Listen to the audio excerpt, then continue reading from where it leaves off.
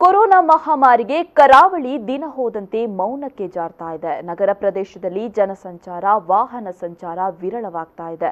ಮಾಲ್ಗಳು, ಪಬ್ಗಳು ಸರ್ಕಾರಿ ಆದೇಶದಂತೆ ಬಂದ್ ಆಗಿವೆ.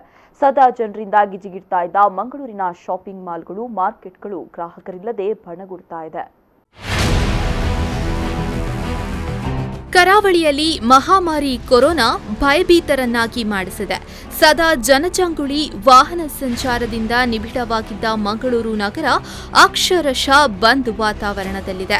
ಮಹಾಮಾರಿ ಕೊರೋನಾ ಹಾವಳಿಗೆ ಬ್ರೇಕ್ ಹಾಕುವ ನಿಟ್ಟಿನಲ್ಲಿ ವಿಧಿಸಿರುವ ನಿರ್ಬಂಧದಿಂದಾಗಿ ಸದಾ ಜನರಿಂದ ಗಿಜಿಗುಡುತ್ತಿದ್ದ ಮಂಗಳೂರಿನ ಶಾಪಿಂಗ್ ಮಾಲ್ಗಳು, ಮಾರ್ಕೆಟ್ಗಳು ಗ್ರಾಹಕರಿಲ್ಲದೆ ಬಣಗುಡುತ್ತಿವೆ.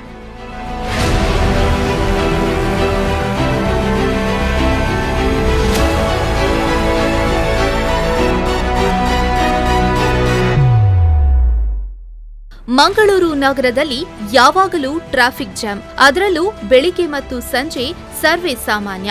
ಆದರೆ ಕಳೆದೊಂದು ವಾರದಿಂದ ಮಂಗಳೂರು ನಗರ ಟ್ರಾಫಿಕ್ ಮುಕ್ತವಾಗಿದ್ದು, ವಾಹನಗಳು ಯಾವುದೇ ಅಡೆತಡೆಯಿಲ್ಲದೆ ಸಂಚಾರ ಮಾಡುತ್ತಿದೆ. ಕೊರೋನಾ ಹಾಗೂ ಹಕ್ಕಿ ಜ್ವರದಿಂದ ಕೋಳಿ ವ್ಯಾಪಾರ ಅಕ್ಷರಶಃ ನೆಲಕಚ್ಚಿದೆ. ಕೋಳಿ ಮಾಂಸವನ್ನ ಕೊಳ್ಳುವವರಿಲ್ಲ.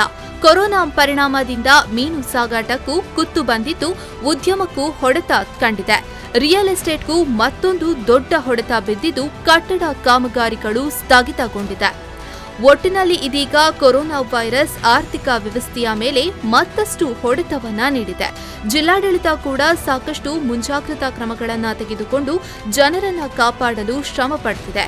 ಆದಷ್ಟು ಬೇಗ ಈ ರೋಗ ತೊಲಗಲಿ ಎಂಬುದೇ ಎಲ್ಲರ ಪ್ರಾರ್ಥನೆಯಾಗಿದೆ. Nagesh Kavoor, P4 News 24/7 Mangaluru.